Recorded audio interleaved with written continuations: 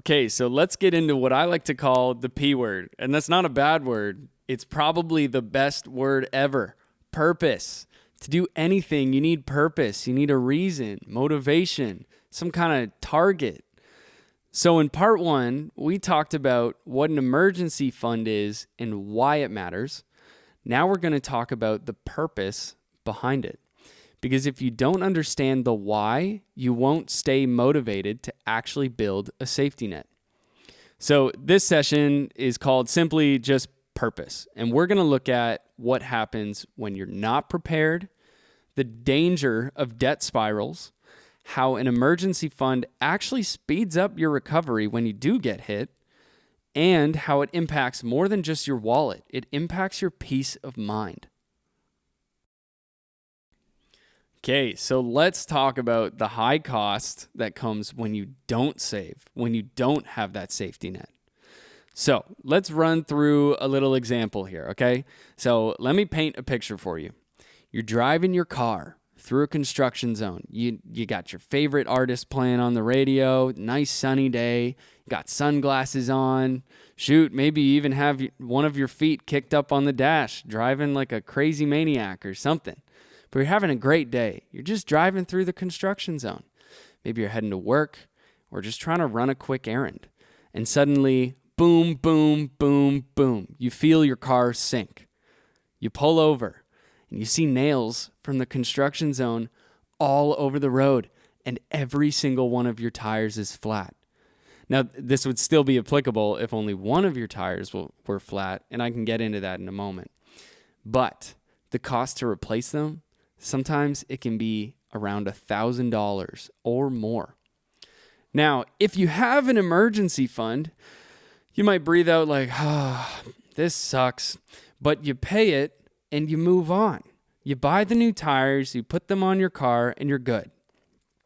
But if you don't have savings, you'll be reaching right in your pocket, pulling out your wallet, and taking out your credit card. And here's where it snowballs. So let's say that you can't pay off that full $1,000 right away. So you pay it with your credit card, and then interest on your credit card kicks in, usually around 24%. It's very high, and it's maybe more. That's how credit cards stay in business, really. The credit card company will be thanking you for using it and not paying it. So maybe throw in some late fees too, because you're juggling other bills. That $1,000 can quickly grow to $1,300 or way more in no time at all. There's huge emotional and financial cost. Because it's not just the cost that grows, it's the stress too. You feel the pressure every time that you look at your bank account and you think about those tires and you think about a safety net and just think, man, if only I had an emergency fund built up. That one flat tire moment becomes a cloud that could hang over you for months, just raining and thundering the whole time. Maybe it won't be that bad, but it can be very terrible. So the message is clear. Without savings, emergencies lead to debt. Debt leads to stress. And that is a cycle that we want to break in your life. You have the power to break this cycle. So let's talk about spirals. Now, I usually love spirals, whether you're spinning or it's some kind of cool design in a lollipop. I love them. They look so cool. But the thing is that the debt spiral is not cool. So this slide has a very simple but a very powerful phrase. Most things spiral downwards or outwards, but debt spirals upwards. So let's talk about what I mean by that. Let's look at the example on the left side here. So say you borrow $3,000, maybe from a credit card or a payday loan because you had an emergency and you did have to pay it off. But the problem is that you can't pay off what you borrowed quickly because maybe you have rent, maybe you have a ton of food that you need to buy, your fridge needs to be full all the time, or maybe you have kids, and honestly, you have a life. Life gets in the way. So what happens? Interest builds, and it builds very, very fast. So let's say you borrowed that $3,000, all right, and you go 4 months without paying any of that $3,000. And like I said before, the credit card interest is usually around 24%, and there can be late fees. So after 4 months, that $3,000 becomes approximately $3,400.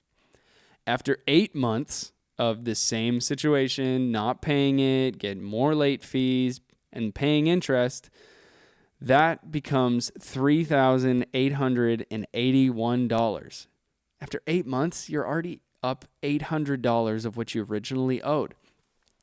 Say you don't pay it for a full year, 12 months, completely not addressing it at a credit card interest rate of $24,000. And look, you might say, well, I wouldn't do this. I would definitely contribute.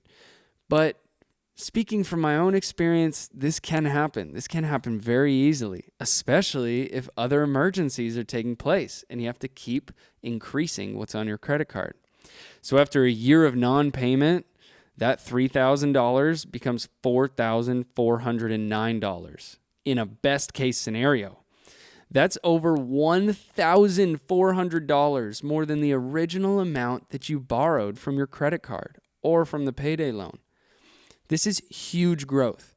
And this doesn't even include the emotional weight of juggling this on top of everyday life. This will affect you mentally. You'll feel the stress. You'll look at your bank account and maybe not be happy with where you are. It's kind of like falling into a pit and trying to climb out, but every month someone picks up a shovel, digs in the ground, and throws a whole bunch of dirt on top of you. This is what relying on debt does. So when we say an emergency fund can save you money, we don't just mean the $1,000. We mean the $1,000 plus the $400 in interest, plus the stress, plus the lost sleep, and plus the damage to your credit score. This will affect your credit score. So if you can, and it's okay, I understand, many people won't be able to just pay something right away. But if you can, your first line of defense in debt should be to attack that by putting money into where you borrowed it from. Otherwise, you're going to pay a lot more than you planned for.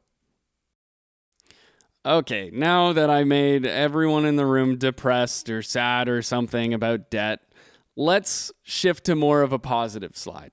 So this one is titled Emergency Funds Equals Faster Recovery. Now, how does that work? So let's flip the script. What happens when you do have an emergency fund? You recover faster, you get back on track quickly, there's no debt spiral, and there's basically no stress. So let's go through the example in the top right, okay? Imagine you are a freelance worker. Maybe you do media work or graphic design or some kind of contract work, whatever.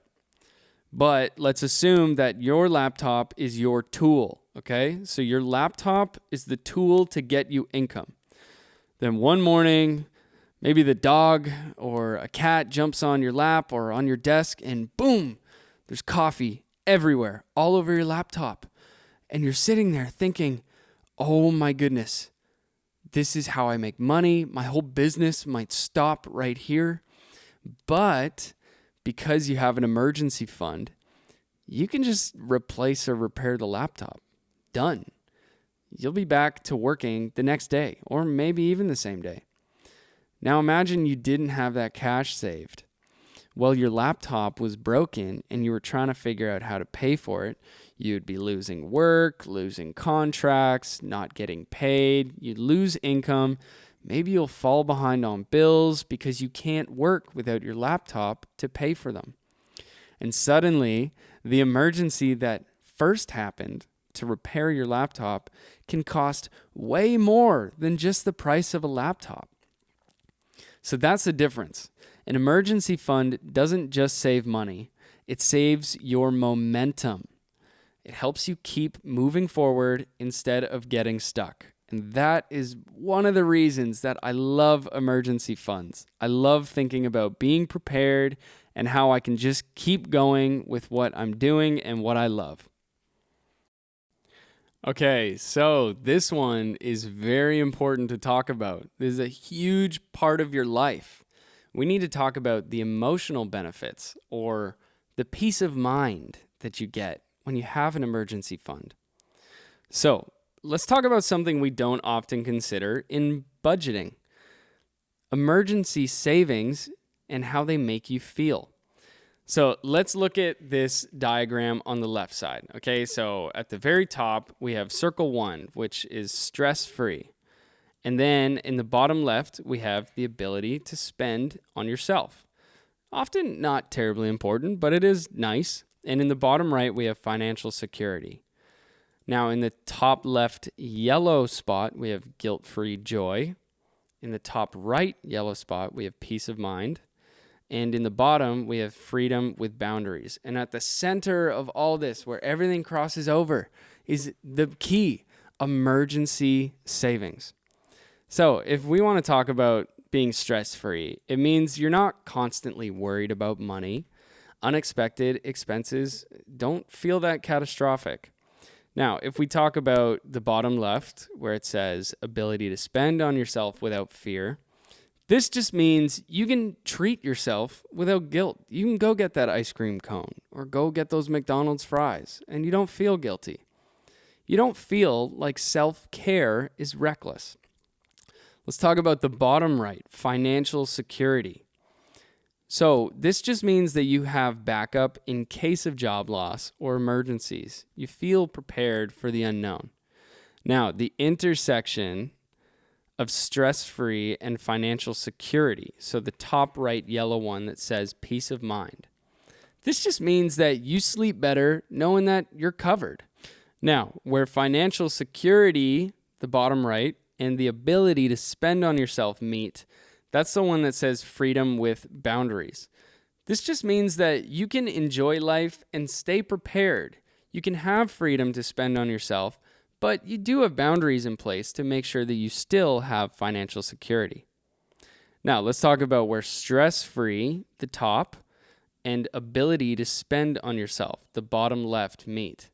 This yellow one says guilt-free joy. This really just means that you're living in the moment and you don't have anxiety. Now, let's talk about the very center. All right, this is the big one, emergency savings. It is the ultimate combo. You're protected, you're at peace, and you can live a little. So think of it like this. An emergency fund is like building a strong foundation for your house. You might not see it every day. You might not even know that it's there, but it's the reason that everything else stands strong when the thunderstorm or the crazy winds come. So, yes, emergency funds give you financial protection, but they also give you something even more powerful, emotional peace of mind. And honestly, just speaking from my own experience, that is priceless. Okay, so we have reached another pause moment, another pause, think, contemplate, the talk it over section. So again, if you're in a collaborative classroom, you have an assignment to do right now. And if you're watching online, you also have an assignment to do right now.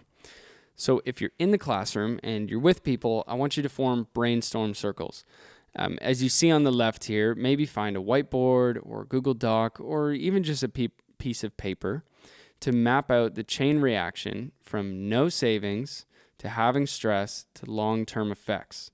So a couple conversation starters are, what do people normally do when hit with an unexpected cost and they have no savings? Another one is, what are some short-term and long-term effects of falling into debt, or better phrased, falling upwards into debt? And how does it impact your mental health or your relationships with other people? Now, if you're watching online, do this little notebook moment. So write down a time when you or someone you know had to go into debt. You're forced to go into debt by your own unpreparedness for something urgent. and then list 3 ways that it could have gone differently if you had an emergency fund. And I also want you to finish this sentence in your notes, just as it says here. Having emergency savings would have helped me feel blank. Not feel blank, but obviously probably feel better or feel more secure or something. So go find your group, or go find your notebook or your note app and get to work for a couple minutes, and we'll come back.